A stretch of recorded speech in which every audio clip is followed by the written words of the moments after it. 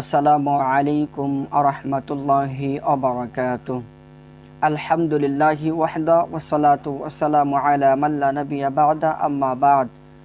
আলহামদুলিল্লাহ, সমস্ত প্রশংসা সমস্ত স্তোত্র সেই আল্লাহ পাক রব্বুল আলামিনের জন্য বলি আলহামদুলিল্লাহ।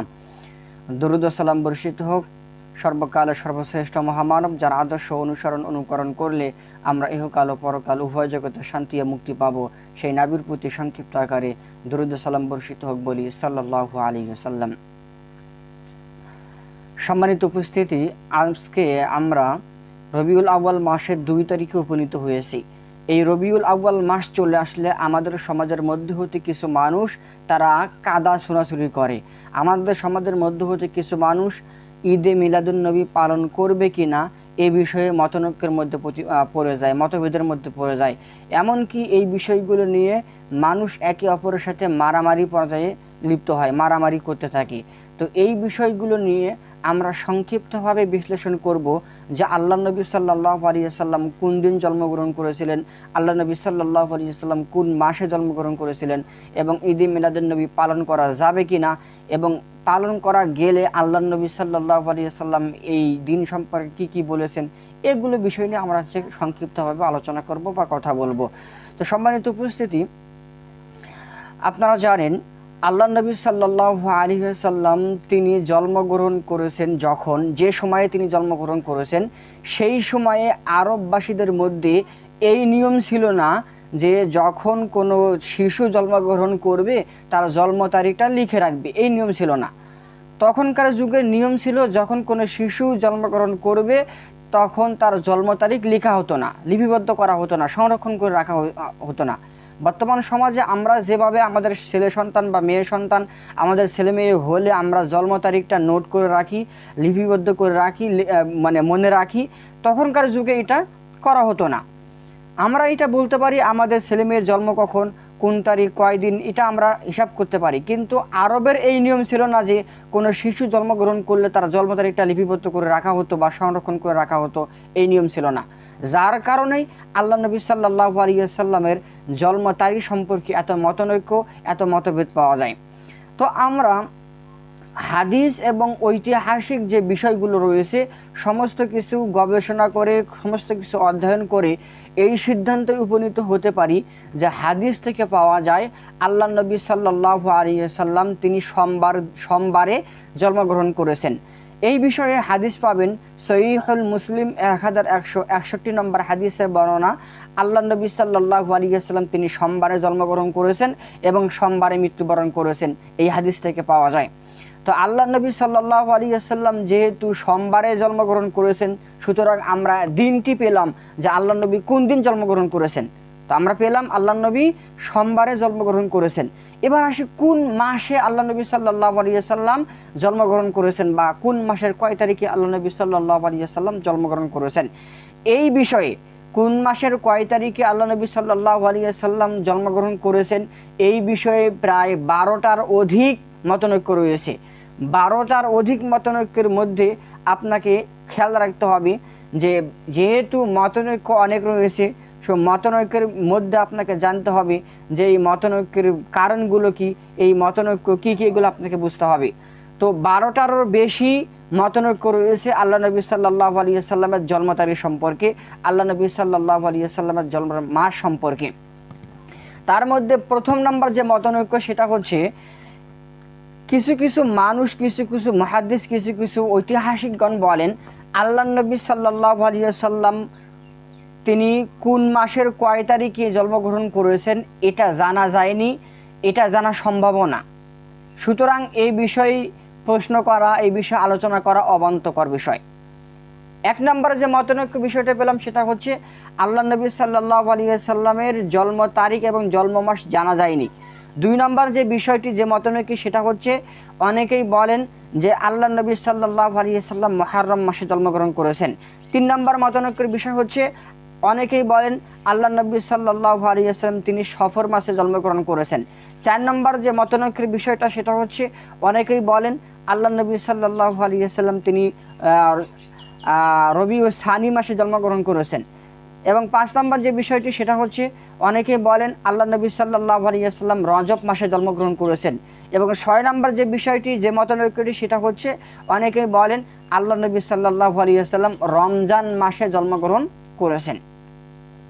এই যে প্রথম 6টা মতানৈক্য পেলাম, যে 6টার মধ্যে বলা হচ্ছে যে বিভিন্ন মাসের কথা বলা হচ্ছে, যে মুহররম মাস, রজব মাস, তারপর হচ্ছে সফর মাস, তারপর হচ্ছে রমজান মাস, এই মাসে আল্লাহ নবী সাল্লাল্লাহু আলাইহি ওয়াসাল্লাম জন্মগ্রহণ করেছেন। এই 6টা মতানৈক্যের মধ্যে এটা পেলাম।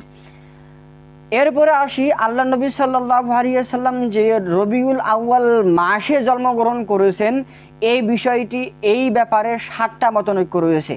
আল্লাহ নবী যে রবিউল আউয়াল মাসেই জন্মগ্রহণ করেছেন এই ব্যাপারে 7টা মতানৈক্য রয়েছে। প্রথম নাম্বার যে মতানৈক্য সেটা হচ্ছে কেউ কেউ বলেন আল্লাহ নবী সাল্লাল্লাহু আলাইহি ওয়াসাল্লাম রবিউল আউয়াল মাসের 2 তারিখে জন্মগ্রহণ করেছেন। 2 নম্বর মতানৈক্য হচ্ছে আল্লাহ নবী সাল্লাল্লাহু আলাইহি ওয়াসাল্লাম রবিউল আউয়াল মাসের 8 তারিখে জন্মগ্রহণ করেছেন। 3 নম্বর মতানৈক্য হচ্ছে আল্লাহ নবী সাল্লাল্লাহু আলাইহি ওয়াসাল্লাম রবিউল আউয়াল মাসের 9 তারিখে জন্মগ্রহণ করেছেন। 4 নম্বর মতানৈক্য হচ্ছে আল্লাহ নবী সাল্লাল্লাহু আলাইহি ওয়াসাল্লাম রবিউল আউয়াল মাসের 10 তারিখে জন্মগ্রহণ করেছেন। 5 নম্বর মতানৈক্য হচ্ছে আল্লাহ নবী সাল্লাল্লাহু আলাইহি ওয়াসাল্লাম রবিউল আউয়াল মাসের 17 তারিখে জন্মগ্রহণ করেছেন। 6 নম্বর মতানৈক্যের বিষয় হচ্ছে আল্লাহ নবী সাল্লাল্লাহু আলাইহি ওয়াসাল্লাম রবিউল আউয়াল মাসের 22 তারিখে জন্মগ্রহণ করেছেন। এইভাবে আরও অনেক মতানৈক্য রয়েছে যে রবিউল আউয়াল মাসে কোন তারিখে কয় তারিখে আল্লাহ নবী সাল্লাল্লাহু আলাইহি ওয়াসাল্লাম জন্মগ্রহণ করেছেন, এই বিষয়ে মতানৈক্য অনেক রয়েছে। তো এবার আপনি দেখবেন যে মতানৈক্যের মধ্যে কোন কোন মতানৈক্যগুলো কোন তারিখটা কোন মাসটা সবচেয়ে সঠিক, এটা আপনি কীভাবে বুঝবেন। আমার গবেষণা অনুযায়ী, আমার তাহকিক অনুযায়ী আমি যে 2টি তারিখ পেয়েছি সেই 2টি তারিখ হচ্ছে বিশুদ্ধ। কীরকমভাবে বিশুদ্ধ, আপনাকে একটি হাদিস বলি। মুস্তাদরাক হাকিমের 17,922 নম্বর হাদিসের বর্ণনা। আল্লাহ নবী একজন সাহাবী, তিনি বলতেছেন বুলিতু আনা ওয়া রাসূলিহি আমাল ফিলি, আমি এবং আল্লাহ নবী সাল্লাল্লাহু আলাইহি ওয়াসাল্লাম ফিলের বছরে তথা হস্তি বাহিনীর যে ঘটনা আছে সেই বছরে আমরা জন্মগ্রহণ করেছি। তথা তিনি এটা বোঝানোর চেষ্টা করলেন আমি এবং আল্লাহ নবী সাল্লাল্লাহু আলাইহি ওয়াসাল্লাম একই বছরে জন্মগ্রহণ করেছি। সেই বছরটা ছিল হচ্ছে হস্তি বাহিনীর যে বছর, সেই বছরে আমরা জন্মগ্রহণ করেছি।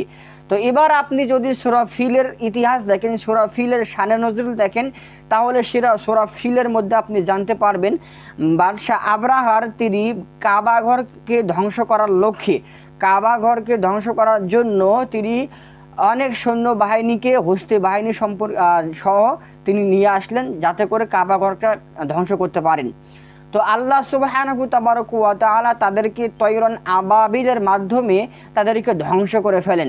এই যে বাদশাহ আবরাহারকে আল্লাহ সুবহানাহু তাবারাকা ওয়া তাআলা তয়রন আবাবিলের মাধ্যমে ধ্বংস করে ফেললেন, এই ঘটনার 50 কিংবা 55 দিন পরে আল্লাহ নবী সাল্লাল্লাহু আলাইহি ওয়াসাল্লাম জন্মগ্রহণ করেন। এবার যদি আপনি সূরা ফিল পড়ে থাকেন, সূরা ফিলের শানে নজরুল পড়েন, তাহলে আপনি সেখানে জানতে পারবেন এই যে বাদশাহ আবরাহার যে ঘটনা আছে, সূরা ফিলের যে হস্তি বাহিনীর যে ঘটনাটা আছে, এই ঘটনা ঘটেছিল 571 খ্রিস্টাব্দে, 571 খ্রিস্টাব্দে। তো সুতরাং আল্লাহ নবী মুহাম্মদ সাল্লাল্লাহু আলাইহি ওয়াসাল্লাম তিনি 571 খ্রিস্টাব্দে জন্মগ্রহণ করেছিলেন। গ্রিগোরিয়ান ক্যালেন্ডার অনুযায়ী আল্লাহ নবী সাল্লাল্লাহু আলাইহি ওয়াসাল্লাম 571 খ্রিস্টাব্দের 22 এপ্রিল জন্মগ্রহণ করেন।